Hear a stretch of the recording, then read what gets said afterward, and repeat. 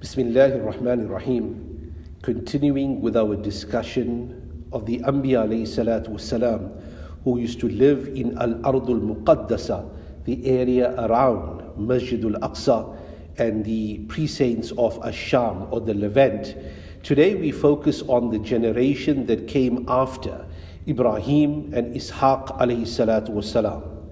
Whilst they may have been considered the pioneers of the Ambiyaa alayhi salatu wassalam that came to that area, they and their progeny continue to be revered in the Quran Kareem as the stalwarts and the upholders of Tawheed in that part of the world and for the entire world for that matter, and everyone remains indebted to them. The generation after Ibrahim and Ishaq alayhi salatu wasalam saw Yaqub and his illustrious son Yusuf alayhi salatu wasalam. Allah subhanahu wa ta'ala dedicates an entire surah Yusuf, which represents the only qasas or the only qissa story of the Quran that is actually in sequence from beginning to end by way of Yusuf alayhi salatu wasalam. By this time already there was an established community in the area of Al-Ardul Muqaddasa of people who ascribe to the oneness of Allah subhanahu wa ta'ala. Yaqub alayhi salam, who is the grandson of Ibrahim alayhi salatu wasalam, lived in the area of Canaan province, which is directly, or should I say in the midst of Al-Ardul Muqaddasa, including Musjidul Aqsa. And in that area, he raised his offspring to be righteous, to be fearful of Allah subhanahu wa ta'ala. Allah subhanahu wa ta'ala even describes the prophetic conversations that took place amongst fathers and sons, amongst the Ambiyaa alayhi salatu wassalam. That when they were asked that, what will you believe after me? And the response would be that we would believe in Allah. Allah subhanahu wa ta'ala says, Sibghat Allah, that this is the dyeing and the coloring of Allah subhanahu wa ta'ala, that where a believer is expected to be dyed in Tawheed, colored in Tawheed from end to end until the time that they pass away. This Al-Ardul Muqaddasa is also the scene of a great conversation that is recorded in the Quran Kareem that takes place between father and son. Yusuf alayhi salatu wasalam, who's still a child, sees a dream, and he comes and narrates this dream to his father Yaqub alayhi salam. That, oh my dear father, a'udhu billahi minash shaitanir rajim, ra'aytu ahada ashara kawkaba wash-shamsa wal-qamar. I've seen the 11 stars. I've seen the sun and the moon prostrate for me.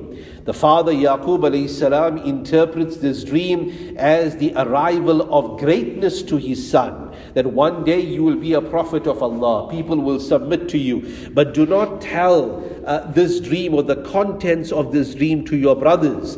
Why? Because Yaqub alayhi salam knows that it will further instill within them jealousy that Yusuf is superior to us in looks and now in virtue. So this Al-Ardul Muqaddasa serves as this important conversation and life lesson for the entire ummah, that this is how you interact even with the virtues that Allah subhanahu wa ta'ala has bestowed upon you. Yes, there are some virtues that a person should speak about. Should a person consider this to be a means of further motivation upon righteousness for the people around me? However, there are many virtues of Allah that are best remain concealed and hidden, especially at a time of fitna and fasad. This is what Yaqub alayhi salatu wasalam is expressing to his son. Al-Ardul Muqaddasa also sees a turbulence of human emotion, that when Yusuf alayhi salam narrates that dream to his brothers, they now make a plan to now go and destroy him, to get rid of him, to ensure that he's no longer in the sights of his father. Some of them are outfought or outright, and they say we should kill him. Others are not so drastic. They finally come upon that plan or upon that scheme that they will throw him down a well in the hope that some travelers will now pull him out and take him away as a slave. Exactly that's what occurs. And when Yusuf alayhi salatu wasalam is thrown down, according to some narrations, Allah subhanahu wa ta'ala tells Jibreel alayhi salam to cushion his fall. So this al-ardul muqaddasa witnesses the loneliness of Yusuf alayhi salam, witnesses the sadness of the father Yaqub alayhi salam. Both of them trusting in Allah, and the father responding by saying, sabrun jameel, that a beautiful patience I will exercise. And Allah subhanahu wa ta'ala tests him, and the platform and the plane of that imtihan is al-ardul muqaddasa, for the entire world to draw lessons from. Yusuf alayhi salatu wasalam is now taken away to the land of Egypt, wherein he serves as a slave. He is far away from his homeland. Eventually Allah subhanahu wa ta'ala so turns the tables. The very same brothers that throw him down that well, they come pleading to him, not knowing that he is now the minister of the finance of Egypt because of a severe drought that has gripped the entire area. And Yusuf alayhi salam is generous with them, but Yusuf alayhi salatu wasalam also desires to see what reminds him of al-ardul muqaddasa, and that is his parents. At the end, when finally Yusuf alayhi salatu wasalam is confronted by his brothers over and over again, he finally gives them the shirt, says that take the shirt to the al-ardul muqaddasa, to Canaan province where you are from, throw it on the face of your father, wartadda basira, he will return as a seeing person. Yaqub alayhi salatu wasalam, who's exercising patience upon patience. And Allah subhanahu wa ta'ala is now testing him. But he is bearing that test because he is the Nabi of Allah, drawing and giving a lesson unto every one of us. Allah subhanahu wa ta'ala now for the final time tests him with the loss of multiple sons. But when that garment of Yusuf is now on his face, he starts to see again. That huzn and that grief is now replaced by joy.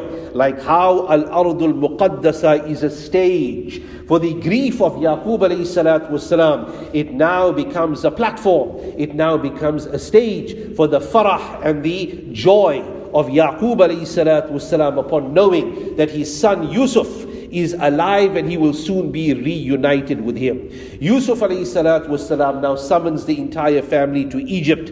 The Ambiyaa alayhi salatu wasalam's lineage now moves for a while, not for very long, but for a few generations, away from the land of al-ardul muqaddasa and settles in the land of Egypt. But it will only be a matter of time that the generation that is now going to appear after Yusuf alayhi salatu wasalam will make their way back to al-ardul muqaddasa. And this occurs when? It occurs in the time of Musaa alayhi salatu wasalam. Musaa alayhi salatu wasalam is from the very same progeny that migrated and came from al-ardul muqaddasa. But Allah subhanahu wa ta'ala had a special mission for him, that you will take the Bani Israeel back to that land, and you will travel back to that land. And according to many narrations, one of the last deeds and actions that Musaa alayhi salatu wasalam did was he fulfilled the wasiyah, the bequest of Yusuf alayhi salatu wasalam, who instructed that when I pass away, I want to be buried in al-ardul muqaddasa. Many generations had passed since Yusuf alayhi salam had passed away, and it was now the time of Musaa alayhi salam. On the eve of the exodus, the departure of the Bani Israeel, crossing the sea into al-ardul muqaddasa, or the areas of al-ardul muqaddasa, if not the vicinity of al-Quds, they search for the body of Yusuf alayhi salam. They are informed that only an old lady knows where he is buried. And that old lady says, Ya Musaa, that I will now give you the location of his body on one condition. What is it, that condition that you want, lady? And Musaa alayhi salatu wasalam is told by her that I want your companionship in paradise, your companionship in Jannah. And he so complies, yes, I will make dua that Allah subhanahu wa ta'ala grants you my companionship in paradise. And they take the body of Yusuf alayhi salam, who passes away in Egypt, and back to al-ardul muqaddasa, to be buried with his ancestors. Already Yaqub AS had passed away and his body was already transferred to Al-Ardul Muqaddasa, being the desire of the Ambiyaa AS, that we wished our final resting place to be in this Mubarak land, the vicinity of Al-Quds and the greater Al-Ardul Muqaddasa, the area around Musjidul Aqsa. So the progeny of Yaqub AS, by way of Musaa AS, crossed the sea. Allah subhanahu wa ta'ala tells them, fight for your right by way of you reclaiming Al-Quds and Al-Ardul Muqaddasa from the Amalika people. But here they are tested by their own nafs and desires. They become cowardice, or they are full of cowardice. They lose courage. They tell Musa that idhab anta wa rabbuka, you and your Allah go and fight. In the midst they are given to wanton shirk by way of now worshipping the calf. On their way to Al-Ardul Muqaddasa, Musa ﷺ being frustrated with them, Allah subhanahu wa ta'ala so chooses to punish them, that you are sons of the soil of Al-Ardul Muqaddasa, yet you behave in this particular way, denying the bounty and the ni'mah of Allah subhanahu wa ta'ala upon you. A plague comes upon them, various illnesses come upon them. They are in some self-imposed exile for a number of years. And in this period of time, Musa and Harun ﷺ pass away.